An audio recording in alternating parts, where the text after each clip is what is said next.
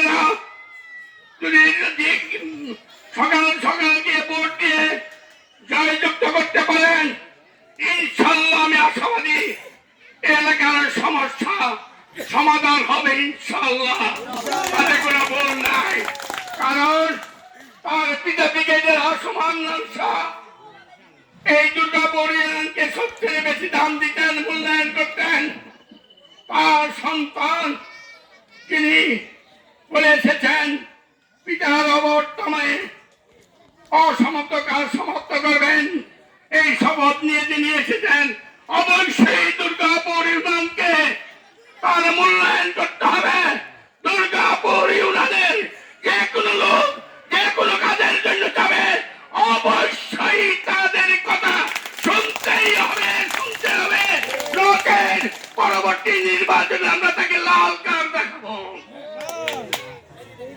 আর হিন্দু ভাইয়েরা আমার, আপনারা জানেন আজকে যারা আপনাদের মন জয় করার জন্য তাদের দাঁড়িপাল্লা মার্কায় আল্লাহ শব্দ দেখাচ্ছিল, আপনাদের মন জয় করার জন্য আল্লাহ শব্দটা তাদের মার্কা থেকে সরিয়ে ফেলেছে, আল্লাহকে বাদ দিয়েছে। আল্লাহকে যে বাদ দিয়েছে কিছুক্ষণ আগে ওই শিয়াল আর কুকুরের যে গল্প শুনলাম তাই হবে। আল্লাহ সবকিছু করতে পারে মাকলুকাত ছাড়া, মাকলুকাত কিছুই করতে পারে না আল্লাহর ছাড়া। আপনারা আমাদের সপক্ষে থাকুন, ইনশাআল্লাহ আমরা আপনাদের পাশে আছি।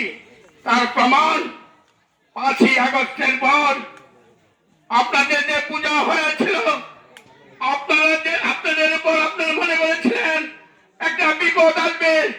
যেহেতু আমি স্পষ্টবাদী, আমি উচিত কথা বাক্য ছাড়তে রাজি নই। আপনারা কিন্তু আওয়ামী লীগের একচিকে ভোটার ছিলেন, আওয়ামী লীগ ছাড়া ভোট দিতেন না। আপনাদের সরকার পলাতক হয়ে গেল, আপনারা চিন্তিত হয়ে পড়েছিলেন আপনাদের কি অবস্থা হবে না। সেই অবস্থা ওই চিন্তা আমরাই আপনাদের পক্ষে দাঁড়িয়েছিলাম। এই পূজা বলেন যে পূজা হয়েছে দুর্গা পূজা, আমরা রাতের পর রাত দিনের পর দিন আপনাদের পাশে ছিলাম, কেউ অস্বীকার করতে পারবেন না।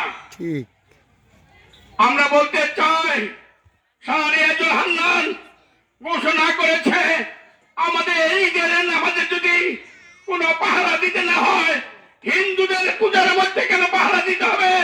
এটা হতে পারে না। তিনি বলেছেন তার দল যদি ক্ষমতায় আছে কোন পাহারার দরকার পড়বে না। যার ধর্ম সে পালন করবে। আর আওয়ামী লীগের ভাইয়েরা, হযরত মুহাম্মদ সাল্লাল্লাহু আলাইহি ওয়াসাল্লাম